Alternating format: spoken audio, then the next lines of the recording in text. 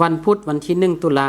2025อยู่ที่ห้องประชุมห้องการสาธารณสุขเมืองคำแข่งสิงขวางได้จัดกองประชุมเผยแพร่กฎระเบียบกองทุนช่วยเหลือซึ่งกันและกันของสหพันธ์กรรมบาลเมืองคำแข่งสิงขวางโดยการเป็นประธานของท่านปริญญาโททันตแพทย์วรรณศรีมณีวรคณะบริหารงานกรรมบาลเมืองห้องหัวหน้าห้องการสาธารณสุขเมืองท่านบุญเลิงสิงห์ดาวันคณะบริหารงานสหพันธ์กรรมบาลแข่งประธานสหพันธ์กรรมบาลเมืองมีท่านดรเพชรสมรไซปัฏฐาห้องอำนวยการห้องหมอเมืองท่านถาวรแก้วหนูพันธ์ประธานกรรมบาลห้องการสาธารณสุขเมืองท่านเชี่ยวชาญคันหนึ่งดรนางพรทิพย์ธรรมวงศ์คณะกรรมบาลห้องหมอเมืองพร้อมด้วยพนักงานรัฐกรกรรมบาลห้องการสาธารณสุขเมืองเข้าร่วมจำนวน84คนหญิง55คนในพิธีท่านคำล่าดวงบุตรดีวิศการกรรมบาลเมืองคณะจัดตั้งพิธีก็ได้ขึ้นผ่านเสนอจุดประสงค์ของกองประชุมเผยแพร่กฎระเบียบกองทุนช่วยเหลือซึ่งกันและกันของสหพันธ์กรรมบาลเมืองคำแข่งสิงขวางประจำปี